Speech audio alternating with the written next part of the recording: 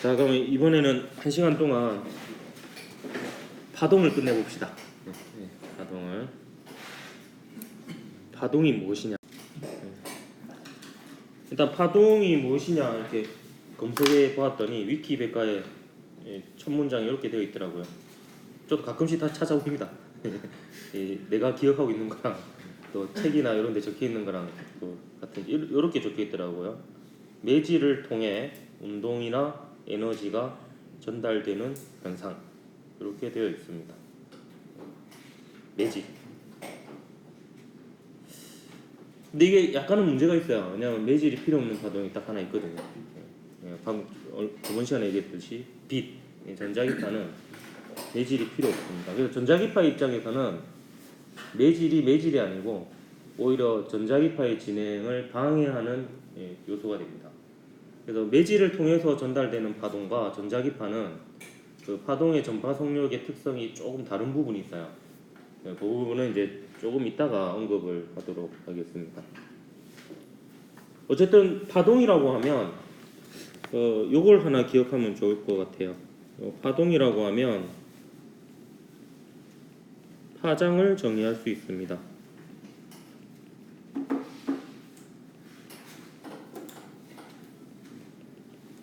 아까 운동량을 정의할 수 있으면 입자라고 볼 수 있다 그랬잖아요. 그러니까 파동은 대표적인 물리량이 뭐냐? 파동의 대표적인 물리량은 파장이라고 보면. 그래서 파장으로 뭔가 설명할 수 있는 현상들은 파동에 의한 현상들이다. 이렇게 보면 되겠습니다.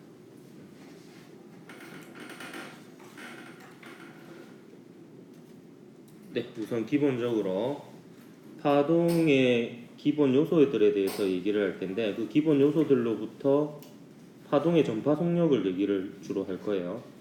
파동의 전파 속력은 무엇이 전파되는 속력이냐? 에너지가 전파되는 속력이 되겠습니다. 파동을 통해서 진동하는 에너지가 전달이 되겠습니다. 그래서 파동의 기본 요소를 볼 텐데 파동을 표현하는 두 가지 그래프가 있어요. 둘 다 세로축은 변위예요. 이때 변위는 뭐냐? 매질이 진동을 할 거잖아요. 그러면 그 원래 있던 위치, 진동 중심으로부터 위치가 얼마나 바뀌었느냐가 변위가 되겠습니다. 전자기파 같은 경우에는 전기장의 크기라고 보면 되겠어요. 그 지점에서의. 근데 가로축은 왼쪽은 위치고 오른쪽은 시간이에요. 이때 왼쪽은 파동의 모습을 특정 순간에 사진으로 찍은 것이라고 보면 되겠습니다. 물론 이제 종파는 이런 모습이 아니겠지만 그냥 횡파라고 생각을 하고 얘기를 하도록 할게요. 그럼 이때 몇 가지 양들을 알아야 되는데 우선 요 A는 뭐냐면 요 진동 중심에서 최대 변위까지의 거리예요. 그러니까 요 길이가 될 수도 있고 요 길이가 될 수도 있어요. 이때 위로 볼록한 부분을 마루라고 그러고요. 아래로 볼록한 부분을 골이라고 합니다. 산마루, 골짜기. 요거랑 이제 느낌이 비슷하죠. 이때 진동 중심에서 마루까지 혹은 진동 중심에서 골까지의 거리를 진폭이라고 하고 진폭을 영어로 앰플리튜드라고 하기 때문에 A라고 표기를 많이 합니다. 진폭을. 그리고 이 파동은 똑같은 패턴이 반복해서 일어나거든요. 그럼 이때 하나의 패턴, 그러니까 요 패턴이 계속 반복된다고 볼 수 있죠. 아니면 요 패턴이 반복된다고 볼 수도 있고, 어쨌든 요 한 패턴의 길이가 파장이 되겠습니다. 파장. 이 파장은 이제 람다로 표기를 많이 해요. 람다는 어떻게 쓰냐면 요렇게 씁니다. 이렇게. 요런 거 이제 기호들도 사실 예쁘게 쓰면은 기분이 좋아지거든요. 저는 그래서 한 번씩 새로운 기호가 나올 때마다 막 100번씩 써보고 막 그랬던 기억이 나요. 수학에서도 보면 알파, 베타, 감마 많이 쓰잖아요. 알파, 베타, 감마. 이거 되게 많이 써봤어요. 델타. 나중에 되면 또 파동함수 푸사이 나오거든요. 삼지창처럼 생긴 거. 그런 거. 가끔 집중 안 되고 이럴 때 막 빈종이에다가 오목 두지 말고 이런 거 막 쓰는 연습하면 나중에 막 수학 이렇게 풀 때 기분이 좋아요. 막 예쁘게 써지고. 너무 변태 같나? 람다도 되게 많이 써봤던 기억이 나요. 원래 이렇게 쓰다가 원래 정식으로 쓰는 순서는 내가 알기로는 이거거든요. 이렇게. 뭐 쓸데없어 보일 수도 있지만 그래요. 자, 그 다음에 오른쪽 그래프는 뭐냐면 이제 가로축이 시간인데요. 일단 똑같은 패턴이 일어나는데 걸리는 시간이 주기예요. 근데 이 그래프만 가지고는 아마 이 주기가 어떤 의미인지 와닿지 않을 거예요. 이거는 제가 설명을 할 겁니다. 어쨌든 그래프에서 가로축이 시간일 때 마루하고 마루 사이 혹은 골하고 골 사이에 요 시각 차이 있죠? 이게 주기가 된다라는 거. 그리고 주기는 그 매질이 한 번 진동할 때 걸리는 시간이 주기가 됩니다.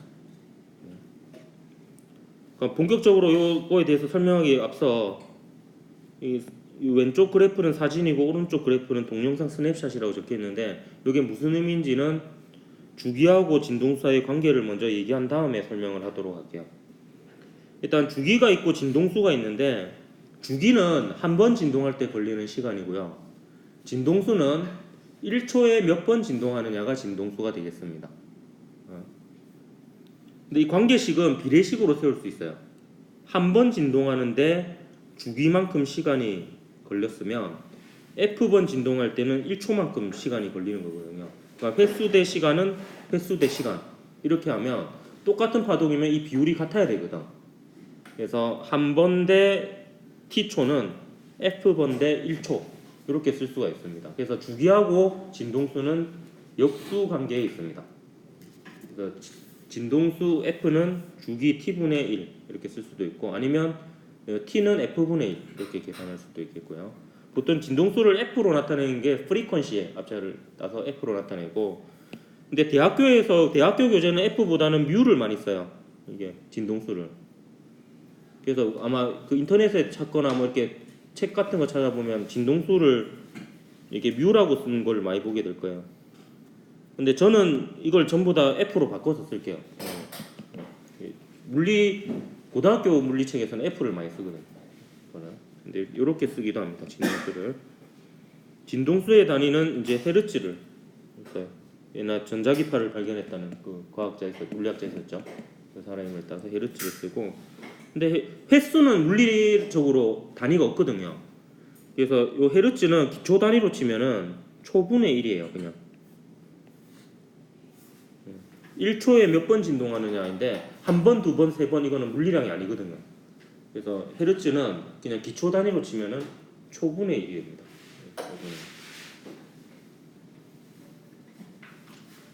여러분 진동수의 정의와 주기와의 관계식 이거는 여러분 기본적으로 좀 알아야 되는 식입니다. 그러면 이제 본격적으로 이제 파동에 대해서 설명을 할 텐데 횡파를 가지고 설명할게요. 얘가 오른쪽으로 잠시만요. 얘가 오른쪽으로 움직일 거예요. 그래 이런 반응 좋아. 얘를 특정 순간에 사진을 탁 찍었어요. 사진을. 그러면 그게 그냥 왼쪽 그래프가 됩니다. 이렇게 왼쪽 그래프가 되고 여기서 마루하고 마루 사이의 거리가 뭐가 된다? 파장이 됩니다. 파장. 여기서 여기까지 잠시만요. 여기에서 여기까지의 거리가 뭐가 된다? 네, 파장이 됩니다.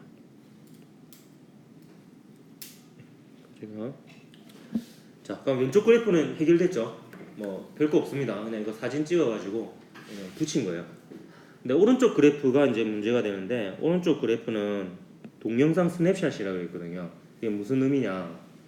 오른쪽 그래프는 이제 요 제가 파란색으로 박스 칠한 부분 있죠?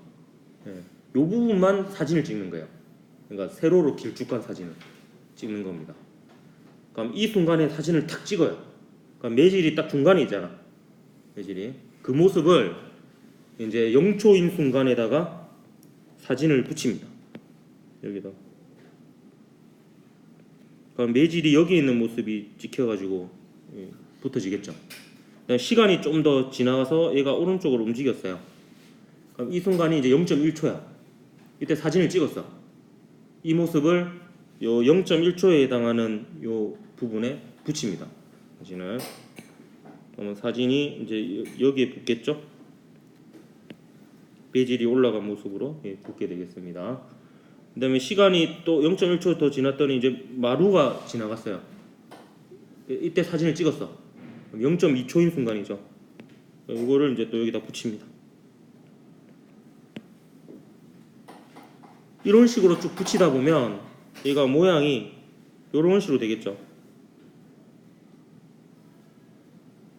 맞습니까? 모양이. 그럼 지금 이 순간이 지금 요 순간 있죠. 요 순간. 요 순간이 이 순간이에요. 그죠? 그다음에 자 보십시오. 그럼 요 파란색 박스 앞만 봐. 지금 매질이 제일 위에 올라가 있죠. 얘를 이제 기준점으로 생각을 하는 겁니다. 여기서 얘가 이제 이렇게 움직이다 보면 이제 매질이 딱 원점을 지나서 아래쪽으로 최대로 갔죠. 그럼 이게 이제 요 순간이겠지. 요 순간.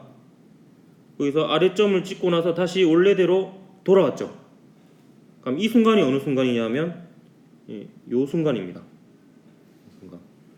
그러면 이 순간부터 요 순간까지의 시각 차이는 매질이 한 번 진동할 때까지 걸리는 시간이라고 볼 수 있습니까? 맞잖아요. 지금 보면 지금 요게 왼쪽 초록색 체크 지점이죠. 이게 오른쪽 초록색 체크 지점이잖아요. 그러면 여기서부터 여기까지의 시각을 보면 자 여기서부터 시작하면 매질이 맨 위에 있다가 맨 아래점을 찍고 다시 원래 상태로 돌아올 때까지 그까지 시간이 걸린 거잖아요. 그렇기 때문에 요 두 초록색 체크 지점 사이의 차이는 한 번 진동할 때 걸리는 시간인 주기가 되는 겁니다. 그래서 한 번 진동할 때 한 파장만큼 이동하는 걸 덤으로 알 수 있습니다. 한 번 진동하는 동안 꼭 한 파장만큼 이동을 하죠. 그래서 파동의 전파 속력은 주기분의 파장이 됩니다. 파동의 전파 속력은 좀 전에 확인했죠. 한 번 진동하는 동안 한 파장만큼 이동했잖아요. 마루하고 마루 사이. 그래서 파동의 전파 속력은 주기분의 파장이 됩니다. 이게 외우기 쉬운 게 시간이 주기잖아요. 길이가 파장이고 파동에서 시간분의 거리죠. 이렇게 되고. 근데 파동에서는 주기보다는 진동수로 표현을 많이 합니다. 그래서 보통 이식보다는 이식을 많이 써요. 그래서 파동의 전파 속력은 파장 곱하기 진동수 이렇게 이제 표현이 되어집니다. 여러분 참고로 알아야 될 게 진동수는 잘 안 변합니다. 그냥 진동수는 파원에 의해서 결정이 돼요. 제가 지금 목소리를 내고 있죠. 그러면 이 목소리의 진동수, 소리의 진동수는 소리의 높낮이를 뜻하는데 요거는 제 목소리에서 한번 나와서 전파되는 동안에는 안 바뀝니다. 그러니까 내 목소리가 물속으로 들어가더라도 진동수는 안 바뀌어요. 진동수는 안 바뀌는데 속력은 바뀝니다. 얘는 매질에 따라서 달라져요. 부위는. 파장도 달라지겠죠. 그 다음에 제가 예를 들어서 빨간색 LED를 켰어요. 그러면 빛의 경우에는 진동수가 색깔을 뜻하거든요. 그러면 그 색깔은 물속에 들어가도 안 바뀌어요. 진동수는 안 바뀌어요. 근데 물속에 들어가면 속력은 바뀝니다. 왜냐하면 매질에 의해서 파동의 전파 속력이 결정됩니다. 근데 지금 하는 말을 여러분 잘 이해하면 좋을 것 같은데, 근데 전파 속력은 매질에 의해서 결정된다 했잖아요. 근데 이게 매질을 통해서 전파되는 파동과 전자기파가 조금 다른 양상을 가집니다. 매질을 통해서 전파되는 파동을 묶어서 역학적 파동이라고 하는데, 역학적 파동은 매질에 의해서만 결정이 됩니다. 전파 속력이. 그러니까 매질이 같고 파동의 종류가 같으면 진동수가 달라도 속력이 다 같아요. 그러니까 다 속력이 같습니다. 공기 중에는 공기 중에서끼리 소리가 같고 속력이 같고 물속에 들어가면 이 두 소리가 속력이 같아요. 근데 빨간색하고 파란색은요 진공에서는 속력이 같습니다. 진공에서는 속력이 같아요. 그러니까 진동수가 달라도 파동의 전파 속력이 전자기파 같은 경우에는 진공에서는 적합적 파동하고 비슷해요. 진동수가 달라도 속력이 같은데 물속에 들어가면 유리 속에 들어가면 전자기파의 경우는 역학적 파동과 다르게 진동수에 따라서 속력이 다 달라집니다. 그래서 그 부분은 조금 차이가 있습니다. 그리고 여러분 또 한 가지 알아야 될 거, 빛의 경우에는 이제 C는 람다 F 이렇게 쓸 수 있거든요. 빛의 경우에는 그럼 여러분이 이제 뭐 빨강색이 있을 거고요. 그다음에 빨주노 초록색이 있을 거고 뭐 파란색이 있을 거고 이렇게 될 거잖아. 그럼 위로 올라갈수록 빨주노초 파남보. 그래서 위로 올라갈수록 파장이 깁니다. 그럼 진동수는 작겠죠. 그리고 아래로 갈수록 파란색 쪽으로 보라색 쪽으로 갈수록 파장이 짧고 진동수는 큽니다. 그리고 이 정도는 여러분이 좀 약간 기본 상식으로 알고 있어야 됩니다. 그래서 빨주노 쪽 파남보 중에서 빨간색 쪽이 파장이 길고 진동수가 작은 빛이고, 왜냐면 이게 일정해야 되잖아요. 그 공기중은 진공이랑 거의 똑같거든요. 우리가 일반적으로 다루는 거는 공기중이잖아. 그렇기 때문에 파장이 길면 진동수가 작은 거고 파장이 짧으면은 진동수가 큰 겁니다. 그래서 파장이 짧다라고 표현할 때도 있고 진동수가 크다고 표현할 때도 있기 때문에 이거가 같은 의미라는 거로 여러분이 알아둬야 돼요. 이거 같은 경우에는 파동의 여러 가지 현상들을 볼 텐데 우선 굴절부터 설명하도록 할게요. 파르마의 최소 시간의 원리라는 건데 이런 겁니다. 여기가 출발점이고요. 여기에 사람이 빠져 있어요. 인명 구조는 얘를 구조하러 갈 거고 악어는 얘를 잡아먹으러 갈 텐데 어쨌든 간에 짧은 시간 안에 최대한 빨리 가야 되잖아. 뭐라고? 둘 다 먹혀? 최단 시간으로 가야 되는데 최단 경로는 이거예요. 하지만 이렇게 가지 않죠. 사람은 수영보다는 달리기가 더 빠르거든요. 그래서 좀 더 많이 달리고 수영은 좀 적게 가야지 빨리 구할 수 있어요. 근데 악어는 기어가는 것보다 헤엄치는 게 빠르거든요. 그래서 기어가다가 헤엄치는 걸 경로를 더 길게 해야지 얘를 빨리 잡아먹을 수 있게 됩니다. 이게 최소 시간의 원리예요. 신기하게도 파동이 매질의 경계면에서 꺾이는데요. 근데 결과적으로 어떤 두 지점을 지난다라고 했을 때 파동은 항상 그 두 점을 지나는 여러 개의 경로 중에서 가장 시간이 짧게 걸리는 경로를 택합니다.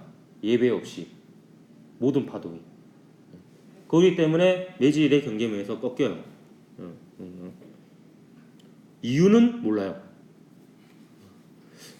이 이유는 모르는 게 내만 모를 수도 있고 그냥 모르는 걸 수도 있어요.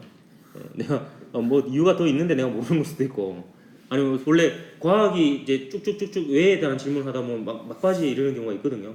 그거에 대해서 더 이상 설명할 수 없는, 그냥 자연이 그래 이게 끝이거든요. 근데 제가 알기로는 이거는 끝인 걸로 알고 있어요. 원래 페르마의 최소 시간이 원래 자연이 그래. 근데 내가 모르는 걸 수도 있어. 더 다른 이유가 있을지도 모르겠지만 어쨌든 이렇게 꺾여요. 이렇게. 근데 이때 어디가 더 빠른지를 판별하는 방법이 있어요. 제가 두 가지 방법을 알려줄게요. 바퀴가 달린 자동차라고 한번 생각해 보면요, 이렇게 꺾였다라는 거는 이 부분이 이 바퀴가 이쪽에 있고 이쪽에 있으면 이 부분이 빨라야 된다는 거예요. 그러면 여기가 속력이 빠르고 여기가 속력이 느린 거예요. 사람의 입장에서는. 악어의 입장에서 보면은 바퀴 두 개가 이렇게 가는 거죠. 그러니까 매질의 경계면에서 보면 이쪽이 속력이 빨라야지 이렇게 꺾이는 거지. 그렇기 때문에 악어 입장에서는 이쪽이 이쪽보다 속력이 더 빨라요. 이렇게 판별하는 방법이 있고, 근데 저는 주로 어떻게 판별을 하냐면 매질의 경계면에서 법선을 긋습니다. 이렇게 법선이라는 게 경계면의 수직인 선이에요. 그럼 수직인 그 법선과 파동의 이동 경로 사이의 각도를 비교해봐요. 그럼 그 각도가 큰 쪽이 속력이 빠른 쪽이에요.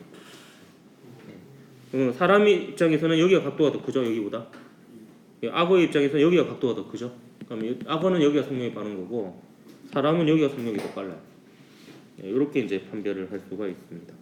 요게 굴절입니다. 여러분 나중에 굴절에 대해서 막 문제 풀다 보면 나중에 굴절이 근데 왜 일어나지를 완전히 까먹는 경우가 있어요. 근데 굴절이 일어나는 이유는 매질에 따라서 파동의 전파 속력이 달라지기 때문에.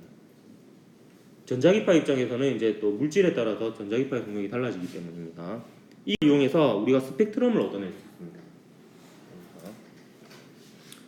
이게 이제 그 스펙트럼을 나타내는 건데, 백색광을 프리즘에 쪼여요. 백색광 안에는 여러 가지 색깔의 빛이 다 들어 있습니다. 근데 진공에서는 속력이 같아요. 공기 중이나 진공에서는. 근데 프리즘 속에 들어가면 속력이 전부 다 달라집니다. 속력이 달라지는데 참고로 알아두십시오. 속력이 달라지는데 속력이 일단 느려져요. 왜냐면 진공에서는 방해받는 게 없어요. 제일 빠릅니다. 근데 물질 속에 들어가면 방해를 받아서 속력이 느려집니다. 왜냐면 느낌적으로 한번 생각해 보십시오. 그러면 천천히 진동하는 녀석하고 빨리 진동하는 녀석이 있어요. 어느 게 더 방해를 많이 받을까? 그쵸? 항상 그 나대는 놈이 많이 부딪히죠. 빨리 진동하는 녀석이 물질에 의해서 방해도 더 많이 받습니다. 이건 전자기유도랑 약간 비슷한 느낌으로 생각을 하면 돼요. 그래서 진동수가 클수록 속력이 더 많이 느려져서 더 많이 꺾입니다. 그래서 빨주노초 파남보 중에서 뭐가 제일 많이 꺾여? 보라색이 제일 많이 꺾이죠. 빨간색이 그나마 덜 꺾이고. 왜냐면 프리즘 안에서의 속력을 비교해 보면 빨간색보다는 보라색이 더 느립니다. 그러니까 공기 중에서 하고의 속력 차이가 더 심한 거죠. 그러니까 속력 차이가 더 심하면 더 많이 꺾이게 되는 겁니다.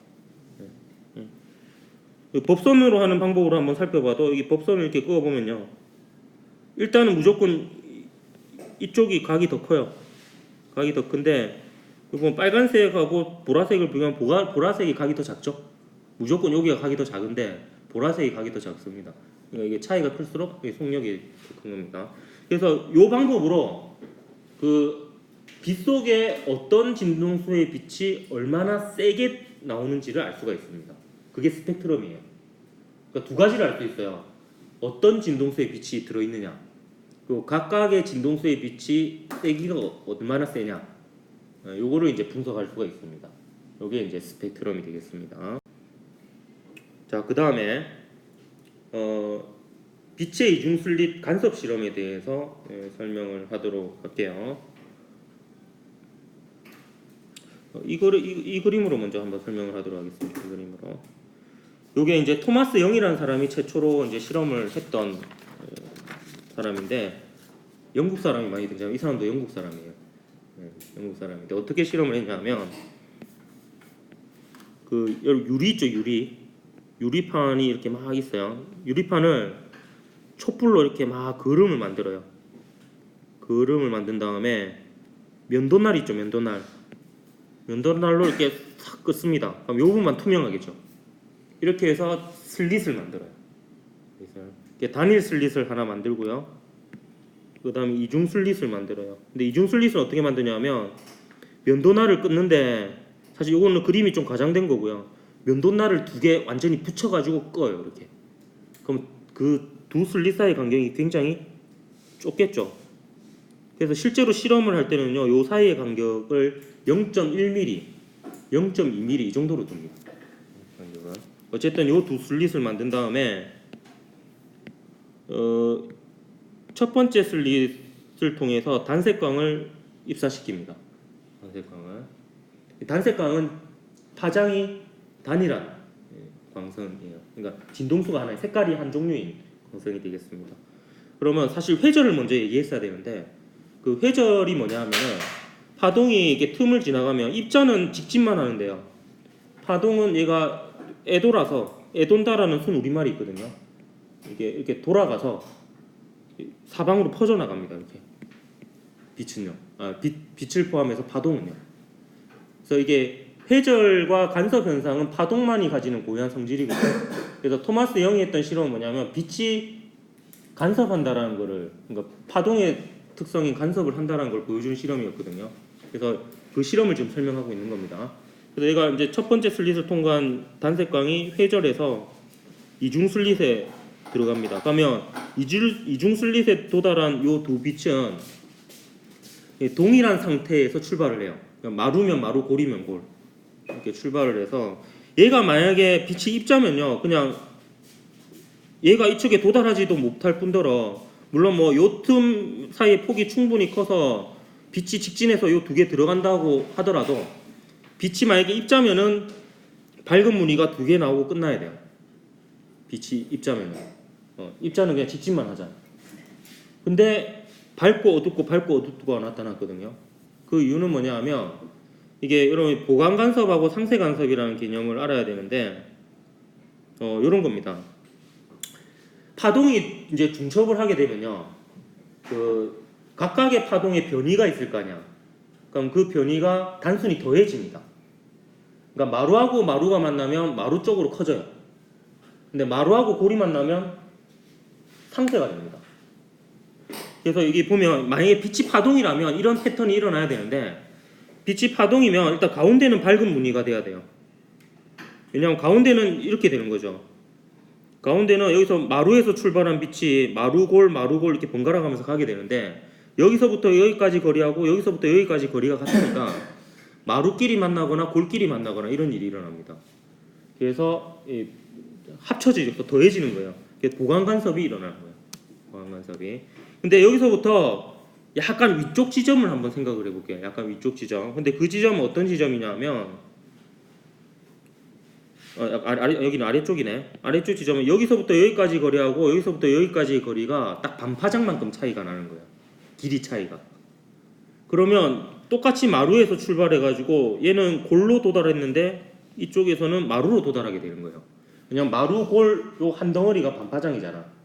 그러니까 딱 경로 차이가 반파장의 한 배만큼 차이 나는 이 지점에서는 마루하고 골이 만나게 되어서 상쇄 간섭이 일어나게 됩니다. 그러면 어두운 무늬가 되는 거예요. 근데 각도가 좀 더 커져서 이번에는 이 위치는 어떤 위치냐? 요 경로와 요 경로 사이의 차이가 반파장의 2배가 차이가 나는 거예요. 그러면 마루 골 해서 다시 되돌아왔잖아. 그럼 똑같이 또 마루면 마루, 골이면 골 이렇게 만나게 됩니다. 그럼 보강 간섭이 일어나는 거죠. 그럼 이 패턴을 대략 알겠습니까? 요 위치에 따라서 여기는 경로 차이가 없는 거예요. 경로 차이가 0이고 얘는 경로 차가 반파장의 1배, 얘는 반파장의 2배 이런 식이 되는 겁니다. 그래서 반파장의 홀수배가 되는 지점들은 상쇄 간섭이 일어나서 어두운 무늬가 되고, 반파장의 짝수배가 되는 지점들은 보강 간섭이 일어나서 밝은 무늬가 나타나서 밝은 무늬와 어두운 무늬가 번갈아 가면서 나타나는 이런 현상이 일어납니다. 만약에 빛이 파동이라면. 근데 토마스 영이 실험을 해보니까 간섭 무늬가 나타났어요. 밝고 어둡고 밝고 어둡고. 그래서 빛은 파동이다 라고 주장을 하게 됩니다. 이때 토마스 영이 욕을 정말 많이 얻어먹습니다. 왜냐하면 뉴턴이 입자를 했거든요. 근데 감히 네가, 특히 영국 사람이 뉴턴을 반발해? 그래가지고 그 주변 과학자들로부터 엄청난 이제 욕을 먹게 되는데, 그래도 꿋꿋하게 이거는 실험적 근거에 의해서 빛은 파동을 주장합니다. 멋진 사람이죠. 이건 이제 빛이 파동이라는 게 중요한 증거가 되는 하나의 실험이 됩니다. 물론 이때까지만 해도 아직 모든 과학자들이 믿지는 않았어요. 나중에 맥스웰하고 이제 헤르츠에 의해서는 거의 모든 과학자가 빛이 파동이라는 것을 믿게 됩니다. 참고로 여러분은 그 2학년이니까 좀 더 깊게 들어가면 사실 여기는 0.1mm인데요. 요 길이는 한 3m, 4m 정도 돼요. 그래서 요 선하고 요 선이 지금 그림에서는 평행하지 않게 보이지만 거의 평행광선이에요. 이게 워낙 크기 때문에. 그렇기 때문에 이제 요 경로 차이를 이렇게 볼 수 있습니다. 지금 요만큼이 경로 차이거든요. 요 빛하고 요 빛 사이의 경로 차이가요. 그래서 요 길이하고 요 길이는 같은 거예요. 요 길이는 요 슬릿 사이의 간격의 사인 세타가 됩니다. 네, 사인 세타가. 그래서 결과적으로 D 사인 세타가 2분의 람다의 홀수배면은 상쇄 간섭, D 사인 세타가 2분의 람다의 짝수배면은 보강 간섭, 이렇게 되는 조건이 됩니다. 그래서 이게 이제 간섭이고요. 그 다음에 정상파에 대해서 잠깐 얘기를 하도록 할게요. 이 정상파는 정지파라고도 하는데, 같은 진동수, 같은 파장, 같은 진폭을 갖는 두 파동이 서로 마주보면서 진행할 때 정상파가 됩니다.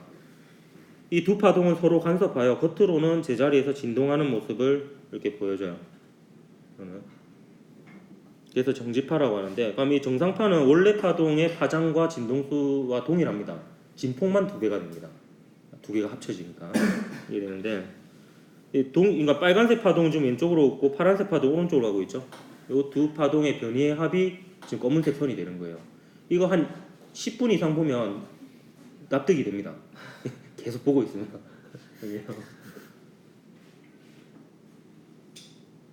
느낌이 오나 한 지점만 놓고 보면, 아니면 여기만 보든지 여기 이쯤만 보든지 하면 이게 아 맞구나 이런 게 느껴져요.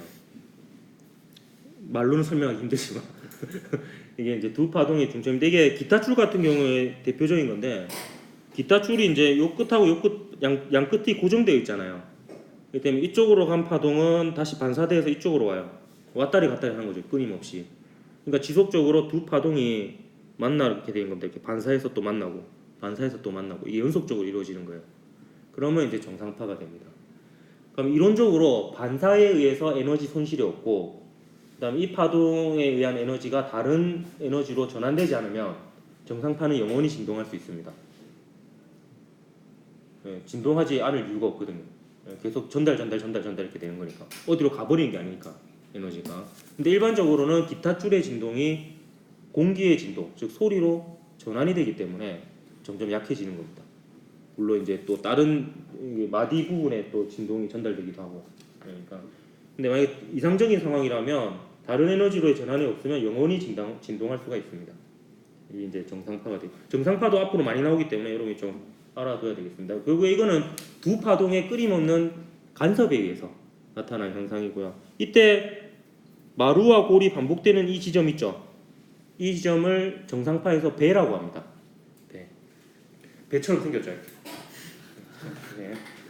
그리고 그래서 이 배는 보강 간섭과 상쇄 간섭이 번갈아 가면서 일어나요. 근데 마디는 항상 상쇄 간섭이 일어납니다. 그래서 이거를 이제 마디라고 합니다. 이 배 한 덩어리가 반파장이에요. 그냥 특정 순간을 놓고 보면 얘가 마루면 얘가 골이에요. 얘가 골이면 얘가 마루고. 그러니까 이 배 한 덩어리는 반파장입니다. 네. 그래서 얘는 파장의 길이가 요만큼이 파장이고, 얘는 요만큼이 파장이고, 얘는 요만큼이 파장이 되는 거죠. 이게 이제 정상파입니다. 자, 이제 좀 약간 어려운 얘기를 하도록 할게요. 이제 회절에 관해서 얘기를 하도록 하겠습니다. 자, 회절은요, 사실 회절하고 간섭이 여러분이 굉장히 헷갈려요. 처음 듣는다. 회절하고 간섭이 굉장히 헷갈리는데, 일단 회절 자체는 뭐냐 하면은 요게 회절입니다. 이게. 저는 이걸 초등학교 때 발견했는데요. 초등학교 때 여러분 아침 조례 이런 거 운동장에서 하면 저는 항상 앞사람의 그림자를 항상 쳐다봤거든요. 이렇게. 그때 굉장히, 저는 초등학교 시절에는 굉장히 큰 의문이 하나 있었어요. 왜냐하면 빛이 직진한다고 배웠거든요. 근데 그림자의 경계가 흐릿했어요. 이게 이해가 안 됐어요. 여기 보면 그림자의 경계면을 보면 약간 흐릿하잖아요. 근데 만약에 빛이 직진만 한다면 빛이 도달하는 곳과 도달하지 않는 곳이 있기 때문에 그림자의 경계가 명확해야 됩니다. 이게 흐릿하거든요. 이게 회절 때문에 그런 거예요. 그러니까 회절 자체는 우리말로 애돌이라고 하는데, 그 장애물을 지난 빛이 혹은 파동이, 일반적으로 파동이죠. 장애물을 지난 파동이 딱 직진만 하지 않고 그 틈을 돌아서 이제 가는 거를 다 회절이라고 해요.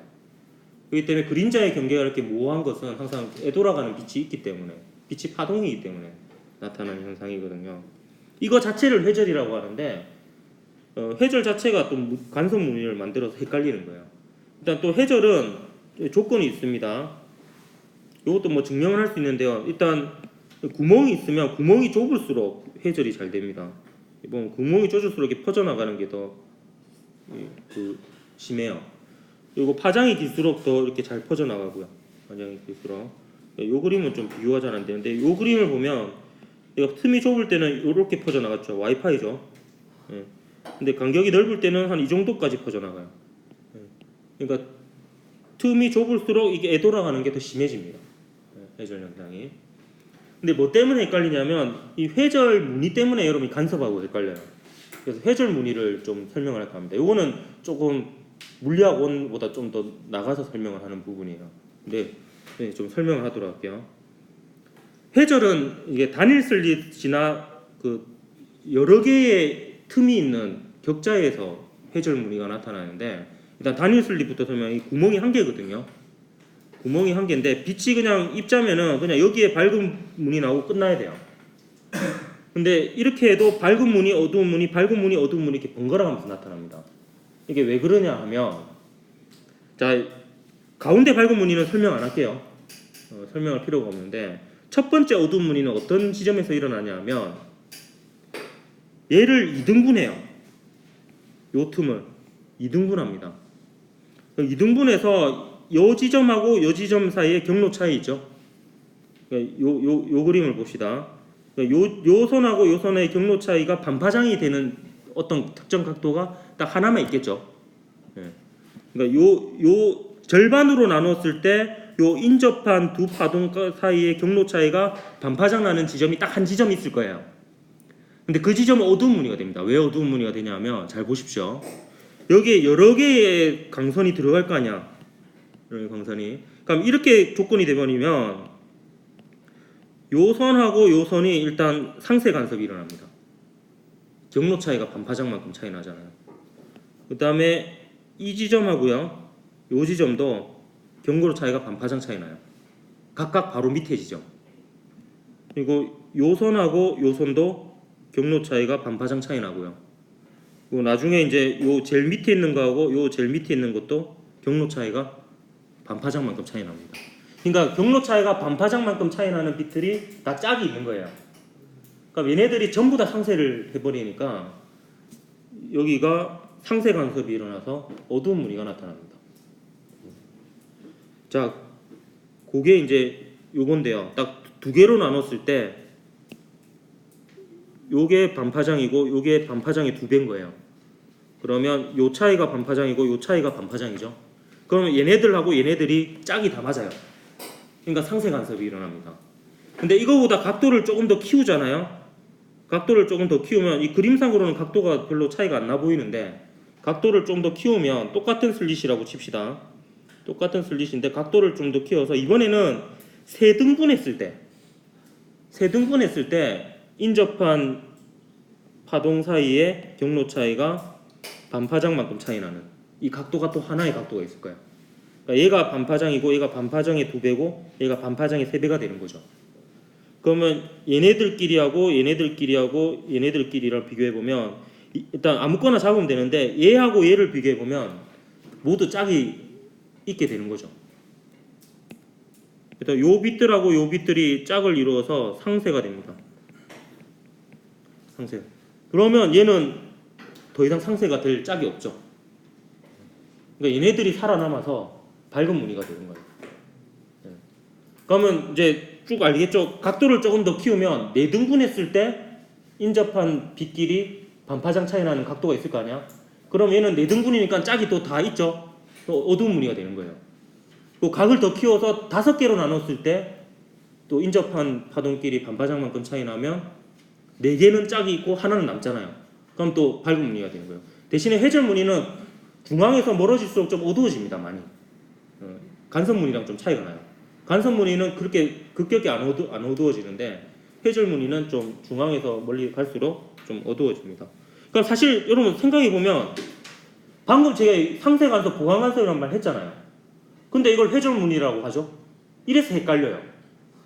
근데 이렇게 보통 얘기를 합니다. 구멍이 2개나 3개면은 간섭이라 하고요. 구멍이 굉장히 많거나 아예 단일 슬릿 안에 그 사이의 빛들로 얘기를 하면, 그러니까 수많은 빛들의 간섭이면은 해절 무늬로 봅니다. 그러니까 단 2개, 3개면은 간섭으로 보고 수많은 빛들이 간섭을 일으키면 해절로 보는 거예요. 해절 무늬로. 그래서 그런 이제 그러니까 이걸 어디에 이용되냐? 많이 이용돼요. 해절 격자라는 데 이용이 되는데 여기 보면 구멍이 여러 개 있죠. 그죠? 구멍이 여러 개 있으니까 요 구멍, 그러니까 아까랑 똑같아요. 요 사이의 경로 차이가 반파장의 짝수배가 되는 점이 보강 간섭이 일어나는 거예요. 그러니까 이거는 아싸리 구멍을 여러 개 낸 겁니다. 그리고 이제 요거의 사인 세타가 경로 차이가 되잖아. 요 두 인접한 파동에 세타는 이제 요 수평선에서의 각도가 되는 거고. 그러면 이제 요 D 사인 세타가 경로 차이가 되고 이게 M 람다면은 M이 정수면은 결국 이게 반파장의 짝수배라는 뜻이거든. 그럼 이 조건이면은 보강 간섭이 일어나요. 그래서 해절 격자를 통과한 파동이 밝은 무늬와 어두운 무늬 혹은 이제 보강 간섭과 상세 간섭 이걸 이제 번갈아가면서 일으키는 게 이제 회절 격자의 원리가 됩니다. 그럼 이런 게 어디에 이용되느냐? X선 회절 분석법에 이용이 됩니다. 여기 염화나트륨 결정의 X선 회절문이거든요. 그럼 여기서 회절 격자에 해당이 되는 게 요 염화나트륨 결정을 이루는 분자들 있죠? 그 분자들 사이에 그 틈이 그 회절 격자가 되는 거예요. 수많은 틈이죠. 굉장히 좁잖아요. 그래서 그 틈이 좁을수록 회절이 잘 되거든. 회절이 너무 잘 돼서 좀 파장이 짧은 빛을 씁니다. 그래서 가시광선보다 파장이 짧은 X선, 오히려 너무 회절이 잘 돼서. 그래서 이걸 X선 회절법이라고 그래요. 그래서 X선 회절법으로 만약에 X선의 파장을 알고요. X선의 파장을 알고 그다음에 그렇죠. X선의 파장을 알고 그다음에 간섭 회절무늬 사이의 간격을 알면 요 분자 사이의 거리를 계산할 수 있습니다. 이런 식으로 이제 분석을 할 수 있는 거예요. 이걸로 또 알게 된 게 DNA를 발견하게 돼요. 1953년에 왓슨과 크릭이라는 과학자가 그 X선 회절 분석법으로 DNA의 이중 나성 구조를 발견하게 됩니다. 그걸로 이제 노벨상을 받게 되죠. 이런 식으로 이제 회절 분석법이 많이 쓰이고 모즐리라는 사람이 나중에 X선 회절 분석법으로 그 주기율표를 현대적인 의미의 주기율표를 완성하게 됩니다. 그래서 이런 데 이제 이용이 됩니다. 그리고 이런 그 간섭하고 회절 있죠. 이거 적어 두십시오. 간섭하고 회절에 대해서 쭉 얘기해 왔는데 요 간섭하고 회절은 결국에는 같은 원리라는 거 알겠죠? 고간 간섭, 상세 간섭입니다. 파동의 중첩이죠. 요걸 다 파장으로 표현했잖아요. 그래서 이 간섭과 회절은 파동만의 고유한 성질이에요. 그러니까 어떤 물리적 대상이 간섭을 한다 혹은 회절을 한다라는 것은 그 물리적 대상이 파동이라는 뜻입니다. 굴절은 입자도 굴절합니다. 아까 자동차로 비유하기도 했잖아요. 자동차가 도로에서 모래밭으로 가면 꺾이거든요. 그래서 굴절은 파동일 수도 있고 입자일 수도 있는데 간섭하고 회절은 파장으로 다 얘기했잖아. 보강 간섭, 상세 간섭 조건은. 근데 간섭하고 회절이 나타나면 그 물리적 대상은 파동이다 라고 볼 수 있습니다. 근데 운동량으로 설명할 수 있는 현상이 나타나면 입자다 이렇게 얘기를 할 수가 있습니다. 그럼 마지막으로 입자와 파동의 에너지에 대한 얘기를 하고 마치도록 하겠습니다. 자, 입자의 에너지와 파동의 에너지의 특징은 뭐냐면 입자는 불연속적이에요. 에너지를 가지는 게. 파동은 연속적인 에너지를 가지게 됩니다. 입자는 불연속적인 덩어리잖아요. 입자 자체가. 얘네들의 에너지를 가지는데 보통 운동 에너지하고 포텐셜 에너지의 합인 역학적 에너지를 가진다 이렇게 얘기를 합니다. 일반적으로는 이제 운동 에너지만 얘기할 때도 있는데 포텐셜 에너지는 잠재 에너지라고 얘기할 때도 있고 위치 에너지라고 할 때도 있는데 운동 에너지로 바뀔 가능성이 있는 잠재되어 있는 에너지입니다. 근데 어쨌든 입자들은 에너지를 불연속적인 값으로 가지고 있습니다. 한 번에 전달할 수 있고요. 에너지는. 근데 파동은 연속적이기 때문에 에너지를 정의할 때도 시간당 에너지로, 그러니까 한 주기 동안 파동이 전달하는 역학적 에너지로 이런 식으로 정의할 수밖에 없어요. 왜냐하면 연속적인 에너지의 흐름이기 때문에. 그러니까 한 파장 가는 동안에 전달된 에너지가 되는 거죠.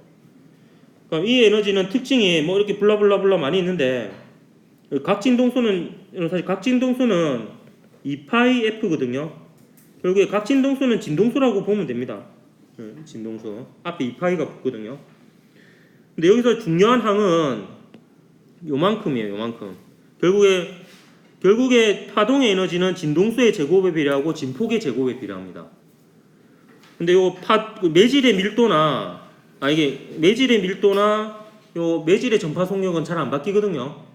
어차피 똑같은 상황이면 결국에 진동수하고 진폭이 바뀌는데 진동수의 제곱과 진폭의 제곱에 비례하는 연속적인 에너지를 가집니다. 파동은. 그래서 입자하고 파동은 불연속 연속으로 봐야 되는데 이건 드래곤볼 혹시 본 적 있나? 절반 이상이 봤던데 1학년들은 보니까 드래곤볼에 보면 원기옥이 입자의 에너지라고 보면 돼요. 이게 불연속적인 거예요. 기를 모아가지고 한 번에 이렇게 쏴거든. 그리고 에네르기파라고 있어요. 이게 에네르기파. 에네르기파는 이게 파동의 에너지처럼 연속적인 에너지라고 보면 됩니다. 이게 계속 쏘거든 이렇게 얘는. 그래서 얘는 그 한 파장당 에너지 뭐 이런 식으로 얘기할 수밖에 없어요. 연속적인 에너지니까. 얘는 한 방에 훅 가죠. 예, 모아가지고 이건 불연속적. 입자는 이런 식으로 에너지를 가지고 이런 식으로 불연속적으로 에너지를 전달하고 파동은 연속적으로 에너지를 전달합니다. 그래서 이런 이제 차이점이 있습니다. 그래서 주로 이제 제가 마지막으로 하면 입자하고 파동을 계속 비교한 거예요. 입자는 불연속적이다. 파동은 연속적이다. 이런 거. 그 입자는 운동량으로 설명할 수 있는 현상이면 입자라고 볼 수 있다. 그 간섭과 회절처럼 파장으로 설명할 수 있는 현상이 나타나면 그 물리적 대상은 파동이다. 이렇게 얘기를 할 수 있다라는 겁니다. 이렇게 해서 이제 배경 지식으로서의 고전 물리학을 마치고요. 다음 시간부터 본격적으로 책 내용 들어가도록 하겠습니다. 수고했습니다.